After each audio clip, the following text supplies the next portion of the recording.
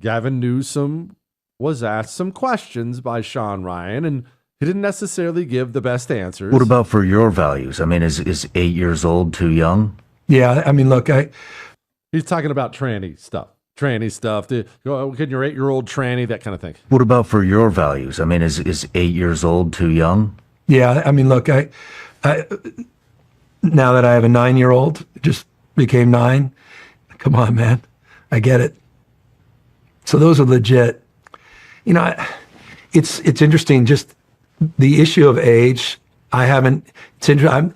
As someone that's been so focused on equality, broadly LGBT rights, particularly gay marriage. Mm-hmm. The trans issue for me is also novel. It's over the last few years. I'm trying to understand as much as anyone else. Whole pronoun thing, trying to understand all of that. Okay, let me explain something. Gavin Newsom's running to be president.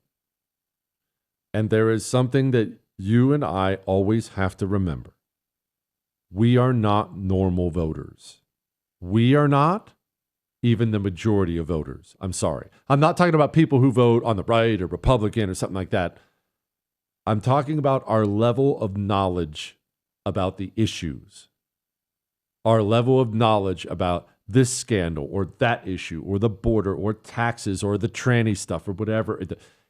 If someone were to ask you about that, you would be able to explain exactly what's going on, why it's going on, about a variety of issues.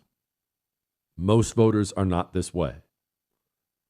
Gavin Newsom goes on every podcast he can find, including right-wing podcasts, because Gavin Newsom understands he needs to speak to the voter who goes whichever way the wind happens to be blowing.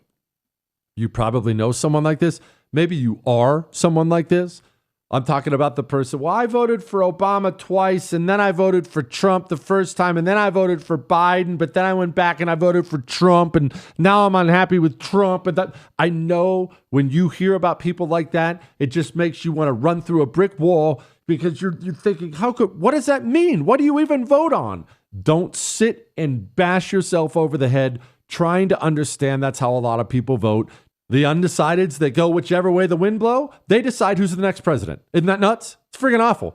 But you don't get to decide. I don't get to decide. We can work. We can help pull them our direction, but we don't decide elections. Gavin Newsom is running for president, and Gavin Newsom is doing something very intelligent.